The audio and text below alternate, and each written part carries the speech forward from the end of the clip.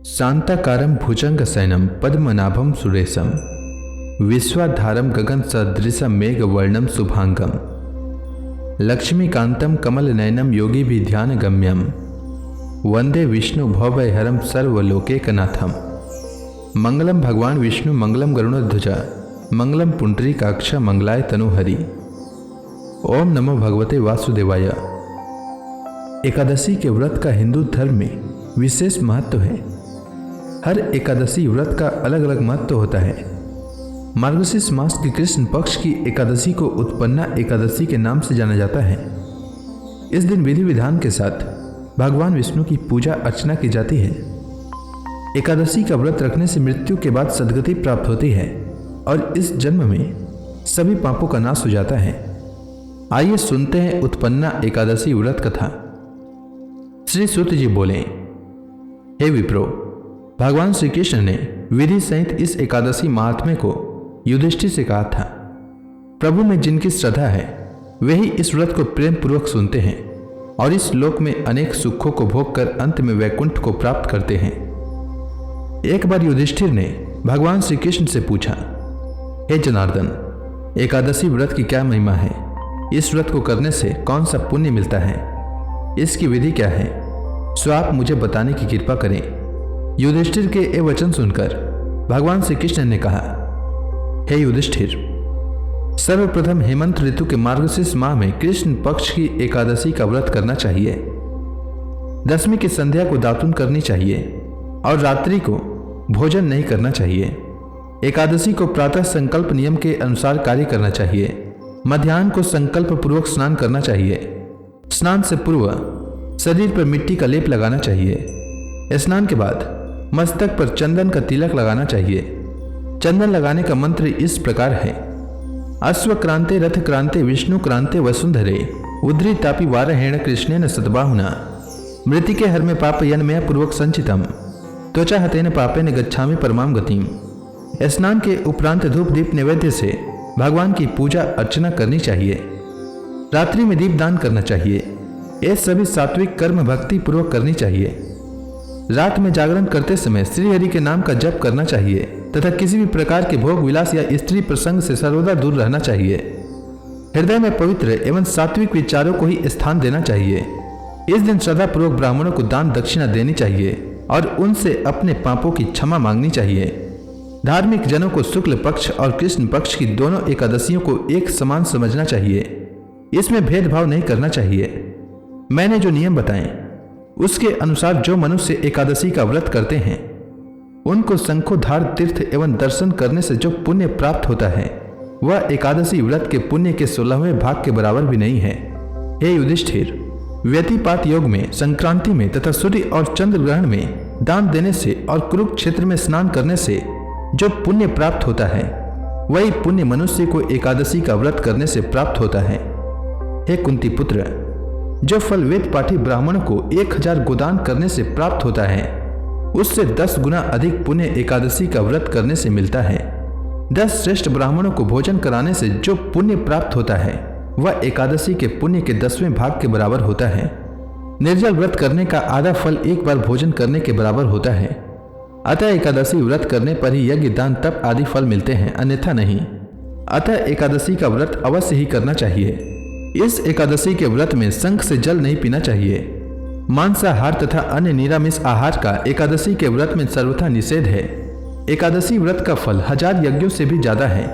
भगवान श्री कृष्ण के वचन सुन युधिष्ठिर ने कहा, हे प्रभु, आपने इस एकादशी व्रत के पुण्यों को अनेक तीर्थों के पुण्य से श्रेष्ठ तथा पवित्र क्यों बतलाया है? कृपया करके यह सब आप विस्तार पूर्वक कहिए। श्री कृष्ण भगवान बोले, हे युधिष्ठिर, सतयुग में एक महाभयंकर दैत्य हुआ करता था। उसका नाम मूर था। उस दैत्य ने इंद्र आदि देवताओं पर विजय प्राप्त कर उन्हें उनके पद से हटा दिया।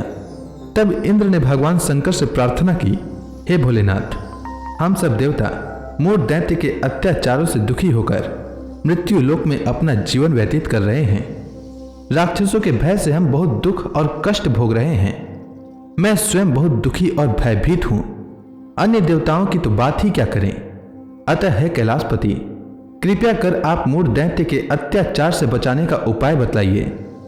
देवराज की प्रार्थना सुन शंकर जी ने कहा, हे देवेंद्र, आप भगवान श्रीहरि के पास जाइए। मधु कैटभ का संहार करने वाले भगवान विष्णु देवताओं को अवश्य ही इस भय से मुक्त करेंगे। महादेव जी के आज्ञानुसार इंद्र तथा अन्य देवता क्षीर सागर गए, जहां भगवान श्रीहरि शेष शैया पर विराजमान थे। इंद्र सहित सभी देवताओं ने भगवान विष्णु के समक्ष उपस्थित होकर उनकी स्तुति की। हे तीनों लोकों के स्वामी, आप स्तुति करने योग्य हैं। हम सभी देवताओं का आपको कोटि कोटि प्रणाम है। हे दैत्यों के संहारक, हम आपकी शरण में हैं, आप हमारी रक्षा करें। हे त्रिलोकपति, हम सभी देवता दैत्यों के अत्याचारों से भयभीत होकर आपकी शरण में आए हैं। इस समय दैत्यों ने हमें स्वर्ग से निकाल दिया है और हम सभी देवता बड़ी ही दयनीय स्थिति में मृत्यु लोक में विचरण कर रहे हैं। अब आप ही हमारे रक्षक हैं। रक्षा कीजिए हे जगन्नाथ, हमारी रक्षा कीजिए। देवताओं की करुण पुकार सुनकर भगवान श्रीहरि बोले, हे देवगणों, वह कौन सा दैत्य है जिसने देवताओं को जीत लिया है? आप सभी देवगण किसके भय से पृथ्वी लोक में भटक रहे हैं? क्या वह दैत्य इतना बलवान है जिसने इंद्र सहित सभी देवताओं को जीत लिया है? आप सभी निर्भय होकर मुझे सब हाल बताओ। भगवान विष्णु के इस स्नेहमयी वचनों को सुनकर देवेंद्र ने कहा, हे प्रभु, प्राचीन काल में ब्रह्मवंश में उत्पन्न हुआ नाड़ी जंगम नाम का एक असुर था, जिसका मूर नामक एक पुत्र है, जो चंद्रवती नामक नगरी में निवास करता है, जिसने अपने बल से मृत्यु लोक और देवलोक को जीत लिया है और सब देवताओं को देवलोक से निकालकर अपने दैत्य कुल के असुरों को इंद्र, अग्नि, यम, वरुण, चंद्रमा आदि लोकपाल बना दिया है। वह स्वयं सूर्य बनकर पृथ्वी को प्रकाशित करता है और स्वयं मेघ बनकर जल की वर्षा करता है। अतः आप इस बलशाली भयानक असुर का संहार करके देवताओं की रक्षा करें। देवेंद्र के मुख से ऐसे वचन सुन भगवान विष्णु बोले, हे देवताओं, मैं आपके शत्रु का शीघ्र ही संहार करूंगा। आप सब इसी समय मेरे साथ चंद्रवती नगरी चलिए। देवताओं की पुकार पर भगवान विष्णु तुरंत ही उनके साथ चल दिए। उधर दैत्यराज मूर ने अपने तेज से जान लिया था कि श्री विष्णु भगवान युद्ध की इच्छा से उसकी राजधानी की तरफ आ रहे हैं। अतः अपने राक्षस योद्धाओं के साथ वह भी युद्ध भूमि में आकर गरजने लगा। देखते ही देखते युद्ध शुरू हो गया। युद्ध शुरू होने पर अनगिनत असुर अनेक अस्त्रों शस्त्रों को धारण कर देवताओं से युद्ध करने लगे, किंतु देवता तो पहले ही डरे हुए थे। वह अधिक देर तक राक्षसों का सामना न कर सके और भाग खड़े हुए। तब भगवान विष्णु स्वयं युद्ध भूमि में आए। दैत्य पहले से भी ज्यादा जोश में भरकर भगवान विष्णु से युद्ध करने लगे। वे अपने अस्त्र शस्त्रों से उन पर भयंकर प्रहार करने लगे। दैत्यों के आक्रमण वारों को श्री विष्णु भगवान अपने चक्र और गदा के प्रहारों से नष्ट करने लगे। इस युद्ध में अनेक दैत्य सदा के लिए मृत्यु की गोद में समा गए, किंतु दैत्यराज मूर भगवान विष्णु के साथ निश्चल भाव से युद्ध करता रहा। उसका तो जैसे अभी बाल भी बांका नहीं हुआ था। वह बिना डरे युद्ध कर रहा था। भगवान विष्णु मूर को मारने के लिए जिन जिन शस्त्रों का प्रयोग करते, वे सब उसके तेज से नष्ट होकर उस पर पुष्पों के समान गिरने लगते। अनेक अस्त्रों शस्त्रों का प्रहार करने पर भी भगवान विष्णु उससे जीत न सके। तब वे आपस में मल्ल युद्ध करने लगे। भगवान श्रीहरि उस असुर से देवताओं के लिए सहस्त्र वर्ष तक युद्ध करते रहे, किंतु उस असुर से जीत न सके। अंत में भगवान विष्णु शांत होकर विश्राम करने की इच्छा से बद्रिकाश्रम स्थित 38 कोस लंबी एक द्वार वाली हेमवती नाम की एक गुफा में प्रवेश कर गए। हे युधिष्ठिर, उस गुफा में प्रभु ने शयन किया। भगवान विष्णु के पीछे पीछे वह दैत्य भी चला आया था। भगवान श्रीहरि को सोता देखकर वह उन्हें मारने को तैयार हो गया। वह सोच रहा था कि मैं आज अपने चिर शत्रु को मारकर हमेशा हमेशा के लिए निष्कंटक हो जाऊंगा, परंतु उसकी यह इच्छा पूर्ण न हो सकी, क्योंकि उसी समय भगवान विष्णु की देह से दिव्य वस्त्र धारण की एक अत्यंत मोहिनी कन्या उत्पन्न हुई और राक्षस को ललकार कर उससे युद्ध करने लगी। उस कन्या को देखकर राक्षस को घोर आश्चर्य हुआ और वह सोचने लगा कि यह ऐसी दिव्य कन्या कहां से उत्पन्न हुई, और फिर वह असुर उस कन्या से लगातार युद्ध करता रहा।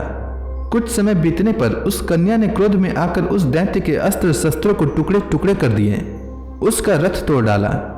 अब तो उस दैत्य को बड़ा ही क्रोध आया और वह सारी मर्यादाएं भंग करके उस कन्या से मल्ल युद्ध करने लगा। उस तेजस्वी कन्या ने उसको धक्का मारकर मूर्छित कर दिया और उसकी मूर्छा टूटने से पूर्व ही उसका सिर काटकर धड़ से अलग कर दिया। सिर काटते ही वह असुर पृथ्वी पर गिरकर मृत्यु को प्राप्त हुआ और बाकी बचे हुए असुर अपने राजा का ऐसा दुखद अंत देखकर भयभीत होकर पाताल लोक में भाग गए। भगवान विष्णु जब निद्रा से जागे तो उस असुर को मरा देखकर उन्हें घोर आश्चर्य हुआ और वे सोचने लगे कि इस महाबली को किसने मारा है। तब वह तेजस्वी कन्या श्रीहरि से हाथ जोड़कर बोली, हे जगदीश्वर, यह असुर आपको मारने को उद्यत था, तब मैंने आपके शरीर से उत्पन्न होकर इस असुर का वध किया है। कन्या की बात सुनकर भगवान बोले, तुमने इस असुर को मारा है, अतः हे कन्या, मैं तुमसे अत्यंत प्रसन्न हूँ। इसे मारकर तुमने तीनों लोकों के देवताओं के कष्ट को हरा है, इसलिए तुम अपनी इच्छानुसार वरदान मांग लो, मैं तुम्हारी प्रत्येक इच्छा को पूर्ण करूंगा।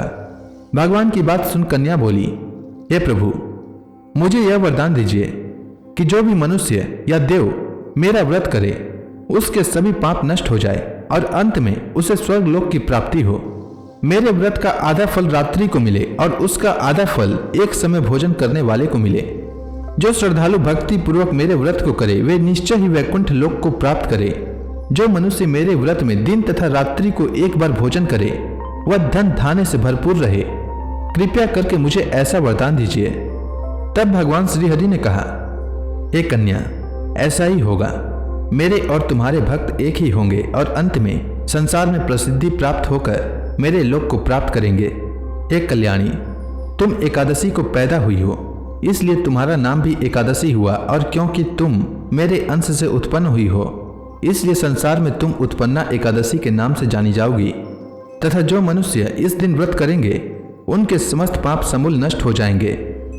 तुम मेरे लिए अब तीज, अष्टमी, नवमी और 14 से भी अधिक प्रिय हो।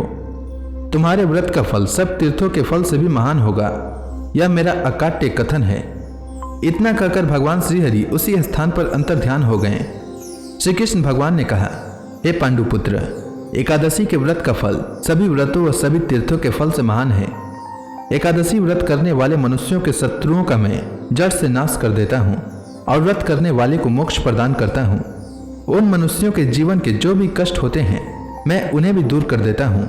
अर्थात मुझे अत्यंत प्रिय एकादशी के व्रत करने वाला प्राणी सभी ओर से निर्भय और सुखी होकर अंत में मोक्ष को प्राप्त करता है। हे कुंती पुत्र, यह मैंने तुम्हें एकादशी की उत्पत्ति के विषय में बतलाया है। एकादशी व्रत सभी पापों को नष्ट करने वाला और सिद्धि प्रदान करने वाला है। जो मनुष्य एकादशी महात्म्य का श्रवण व पठन करेंगे उन्हें अश्वमेध यज्ञ के समान फल प्राप्त होगा। यह मेरा अकाट्य कथन है। तो इसी के साथ उत्पन्ना एकादशी व्रत की कथा समाप्त होती है। उम्मीद है आपको यह कथा अच्छी लगी होगी। तो प्रेम से बोलिए भगवान विष्णु की जय, श्री कृष्ण भगवान की जय, एकादशी माता की जय, समस्त देवी देवताओं की जय। अब आप सभी भक्तगण हाथ जोड़कर भगवान श्री हरि का ध्यान करें। आरती होने वाली है। ओम जय एकादशी माता, मैया जय एकादशी माता। विष्णु पूजा व्रत को धारण करके, विष्णु पूजा व्रत को धारण करके शक्ति मुक्ति पाता। ओम जय एकादशी माता। तेरे नाम गिनाऊं देवी, भक्ति प्रदान करनी, भक्ति प्रदान करनी। गण गौरव की देनी माता, गण गौरव की देनी माता, शास्त्रों में बरनी। ओम जय एकादशी माता। मार्गशीर्ष कृष्ण पक्ष की उत्पन्ना, विश्व तारणी जननी, मैया विश्व तारणी जननी। शुक्ल पक्ष में हुई मोक्षदा, शुक्ल पक्ष में हुई मोक्षदा, मुक्तिदाता बन के भरनी। ओम जय एकादशी माता। पौष के कृष्ण पक्ष की सफला नामक है। शुक्ल पक्ष में होए पुत्रदा, आनंद अधिक रहे। ओम जय एकादशी माता। नाम सट तिला माघ मास में कृष्ण पक्ष आवे, मैया कृष्ण पक्ष आवे। शुक्ल पक्ष में जया कहावे, शुक्ल पक्ष में जया कहावे।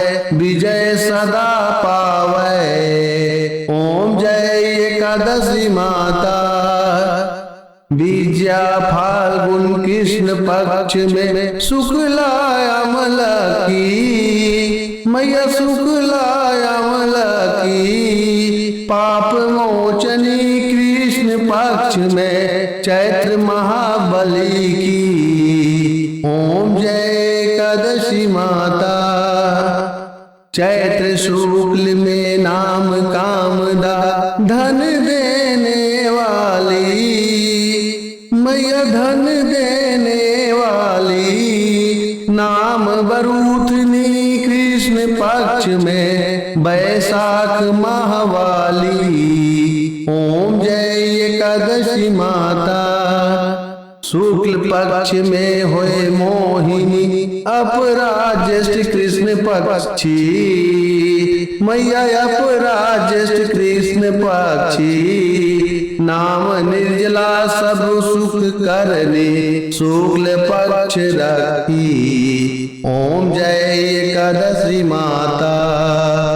योगिनी नाम आषाढ़ में जानो कृष्ण पक्ष करनी मैया कृष्ण पक्ष करनी।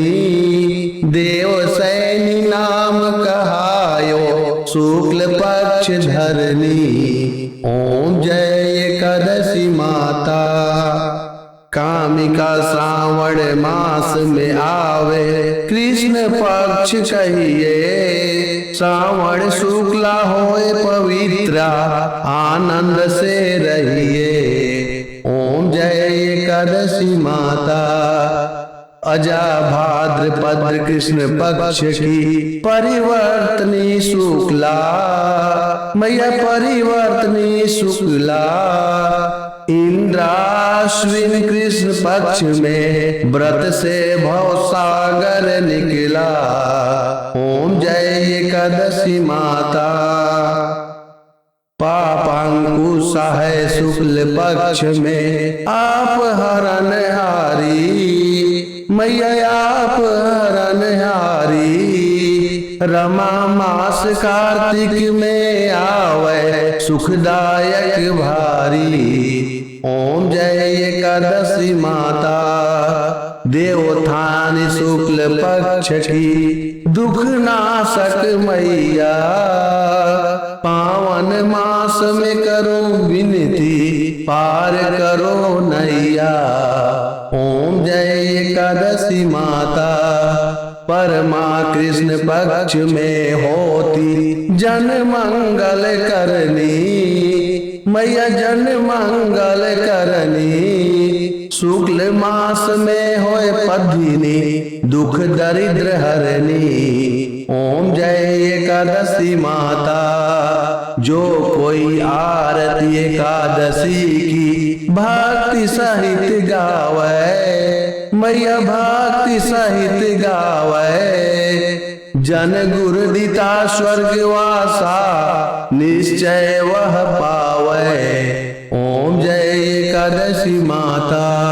तो प्रेम से बोलिए विष्णु भगवान की जय, माता लक्ष्मी की जय।